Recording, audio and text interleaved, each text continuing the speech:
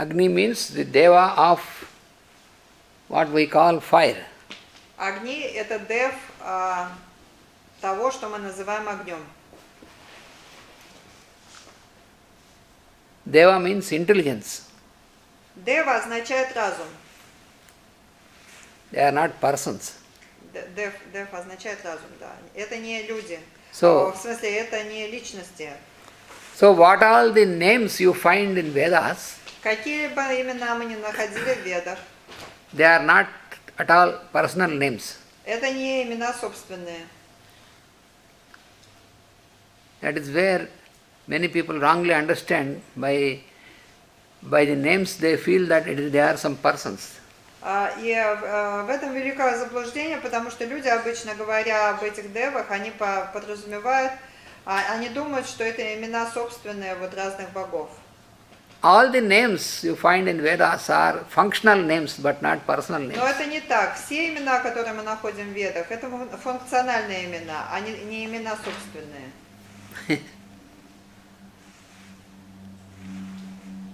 All the names, like for example when you say Vishnu or Brahma, Например, когда мы говорим про Вишну или про Брахму,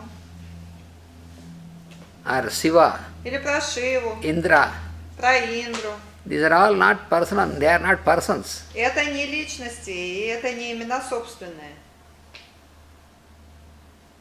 They are principles. Кто они, принцип? Но они принципы. А как отличить? Не Вася, Миша, Коля, а электрик, плотник и каменщик.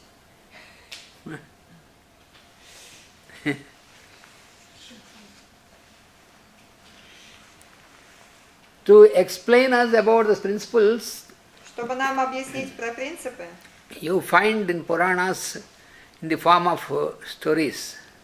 мы находим истории в Коранах.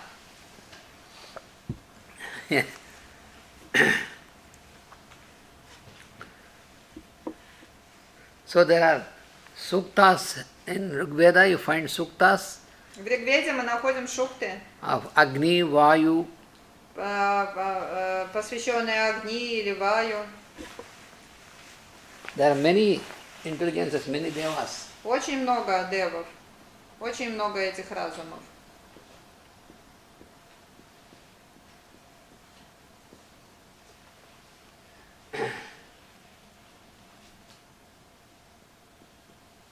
Indra, Индра,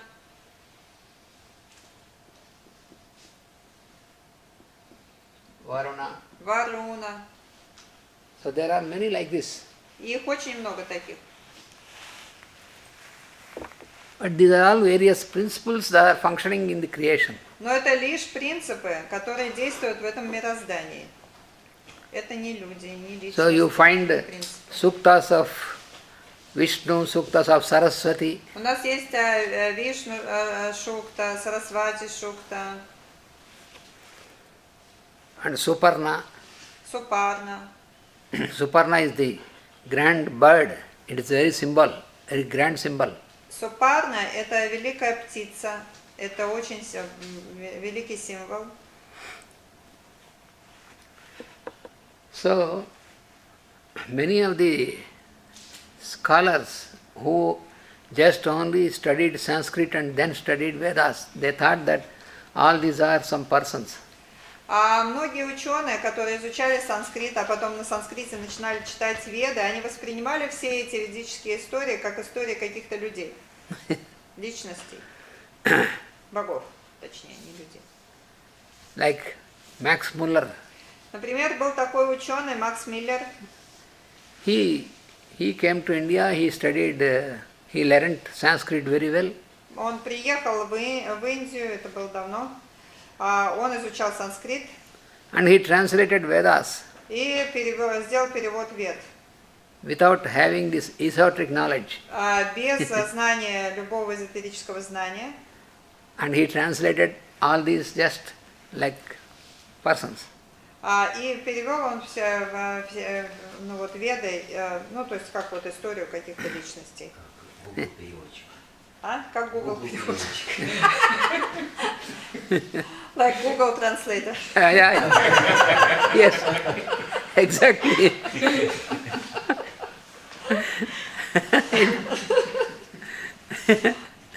It is awful translation. И это был ужасный перевод.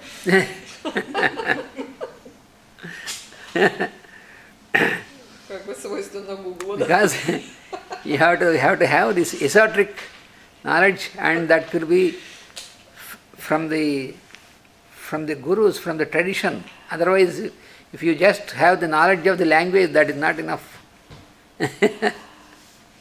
Потому что для того, чтобы переводить веды, недостаточно знать санскрит. Это вот то, с чего мы начинали. Недостаточно знать значение слов.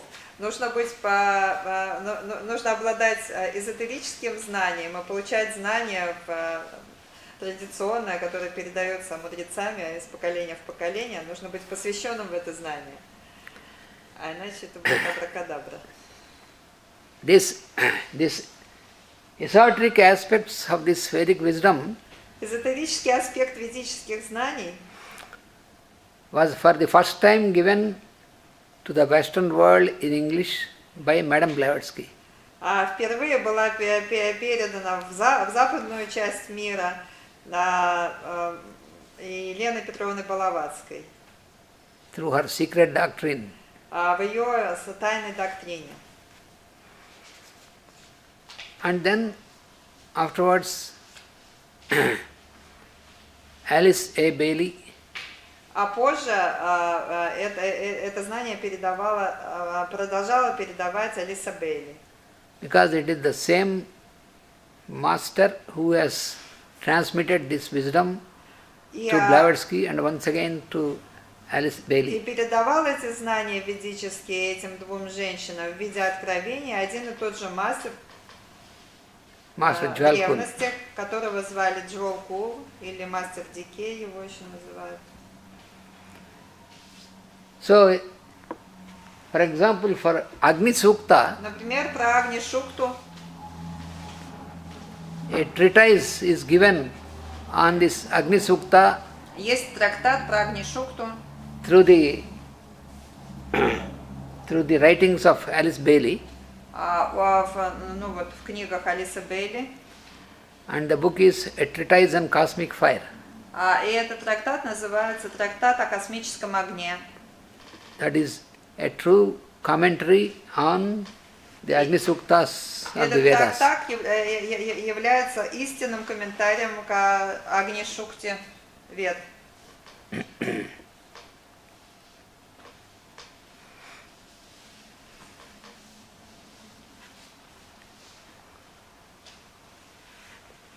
So Ruk, as I told you, Rik Veda, Ruk actually also means a spark.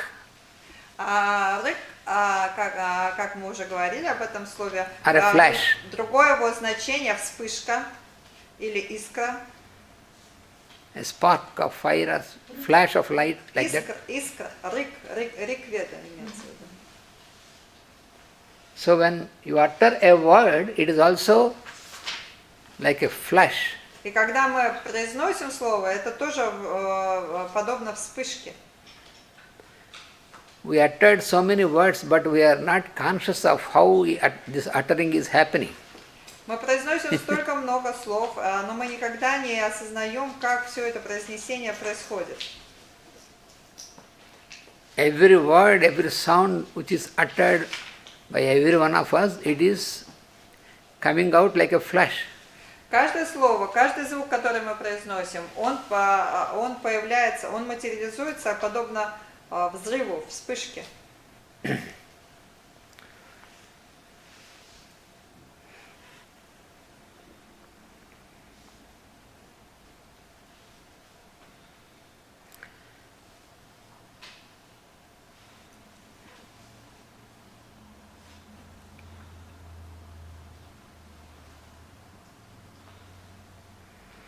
So you have to know the origin of the word. Нам нужно знать происхождение слов. A word which we utter. Нам нужно знать происхождение слова, которое мы произносим. Then if you ask how you are uttering the word, yes, through the vocal cords. И когда мы просто спросим, как мы произносим слова, мы скажем, ну, мы используем свои голосовые связки. It is through the vocal cord, but not from the vocal cord. Но мы действительно их используем, но слова, они приходят через голосовые связки, а не из голосовых связок. So we can say that we are inhaling, and then when we are exhaling, this air is passed through the vocal cord and making the vocal cord to vibrate, and then the sound is produced. Мы можем сказать, что мы делаем вдох, а потом выдыхаем и создаем препятствия своими голосовыми связками, и происходит и рождение звука. But then, how a word is carrying its import or meaning? Но каким же образом в этом звуке появляется некоторое смысловое содержание?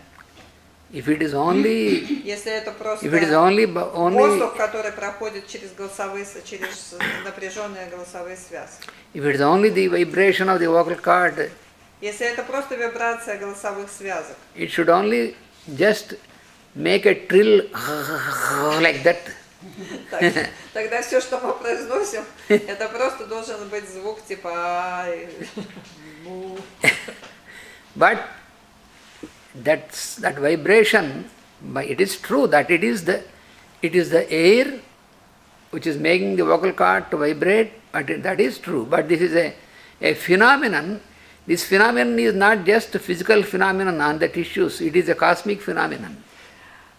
И, конечно, правда является то, что воздух, проходящий через узкую щель голосовых связок, действительно создает этот звук на физическом уровне, но это также феномен, который происходит на космическом уровне.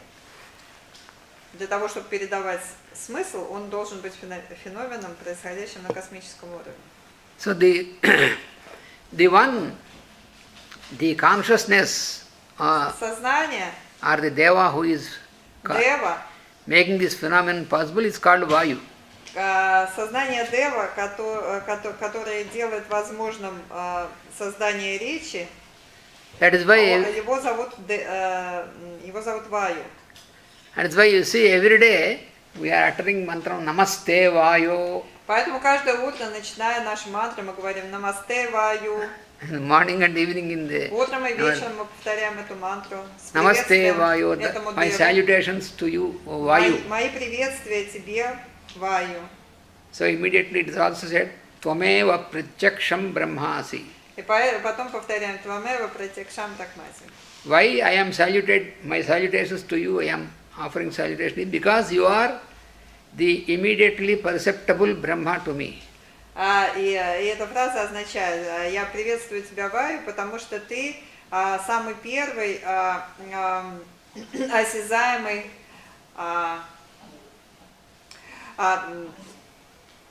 самый первый, кого я через кого я осязаю Брахму. Потому что ты первый, через кого я осязаю Брахму в осязаемой форме. Воспринимаю Брахму в осязаемой форме. Then how can you say that Vayu is only the immediately perceptible Brahma? Почему мы можем так сказать, что Ваю это именно тот, через кого мы Создателя воспринимаем в осязаемой форме, в первую голову?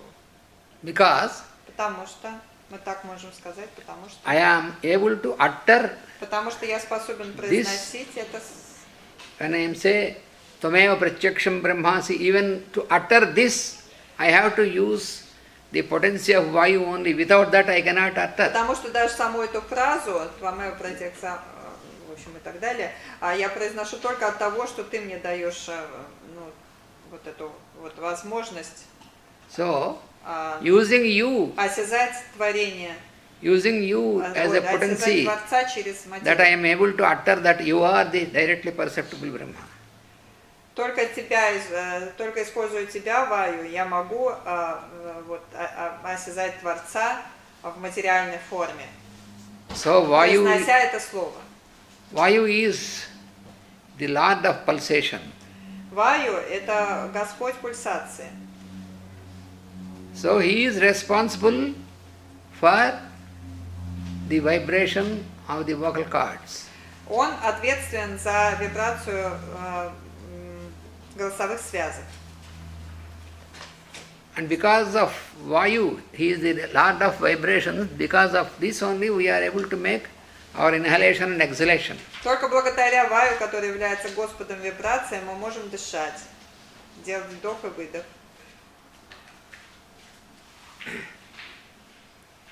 Every moment, this inhalation and exhalation is going on in us Каждую секунду происходит это вдох и выдохи наши.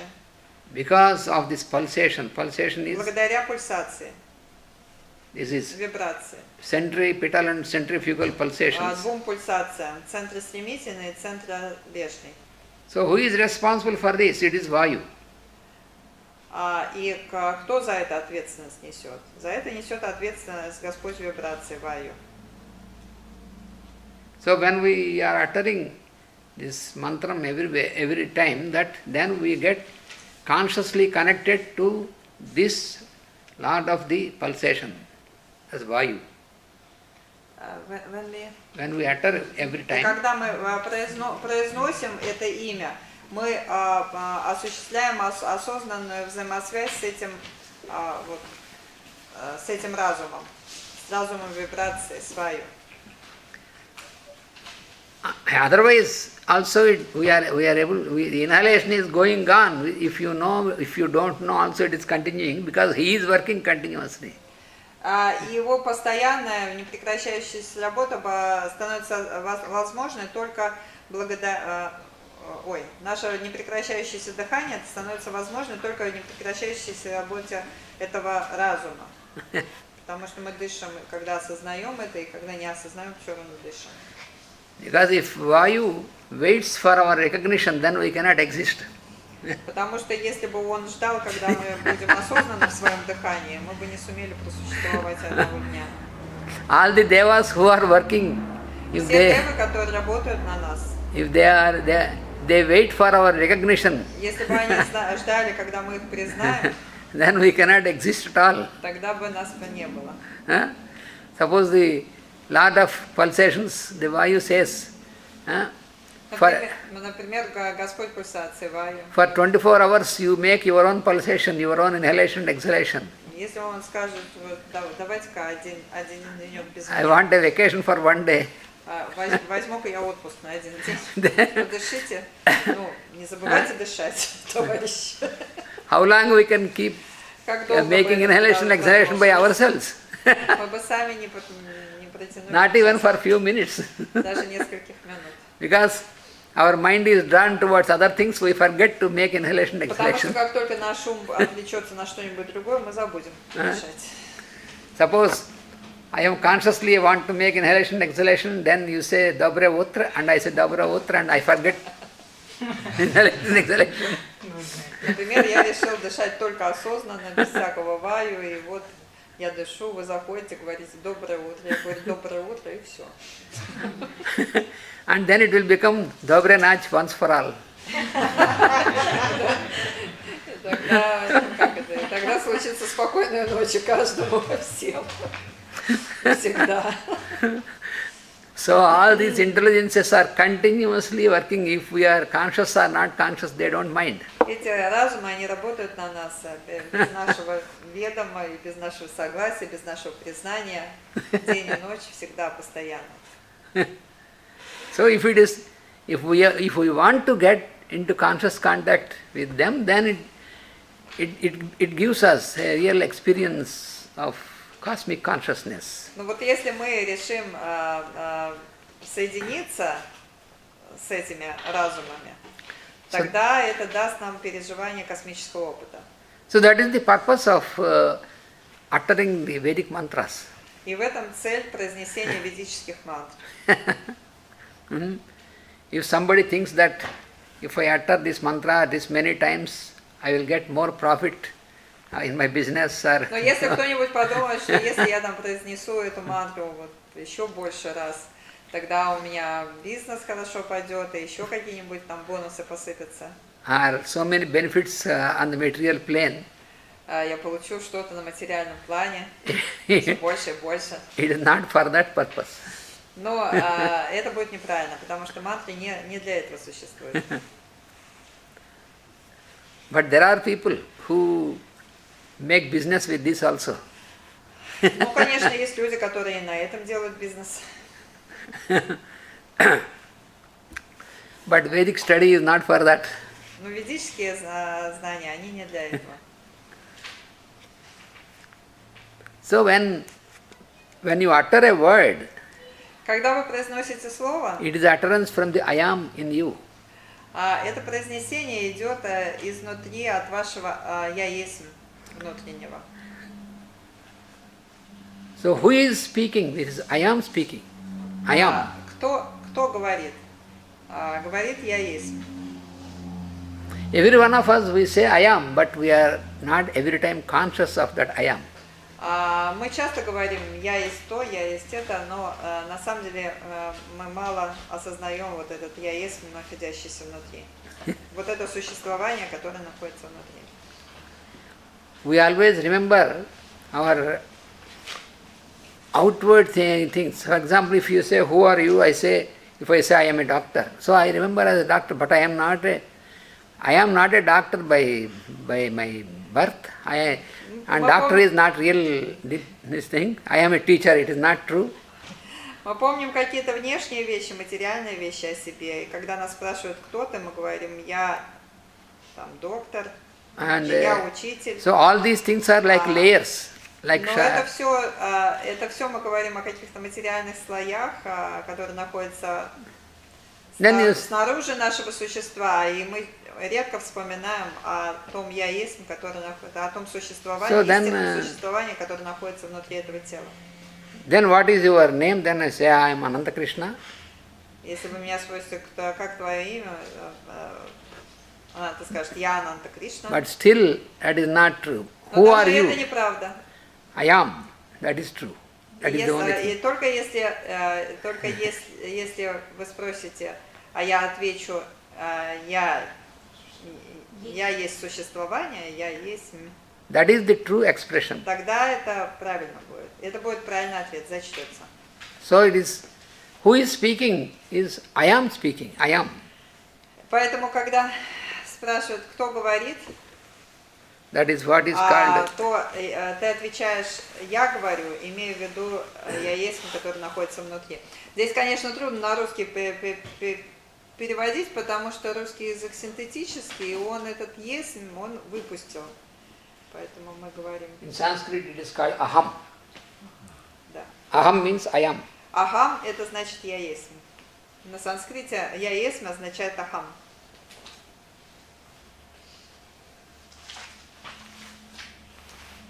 Так вот, когда мы говорим «я говорю», здесь нужно понимать, что говорит в нас «я есть». Мое существование говорит.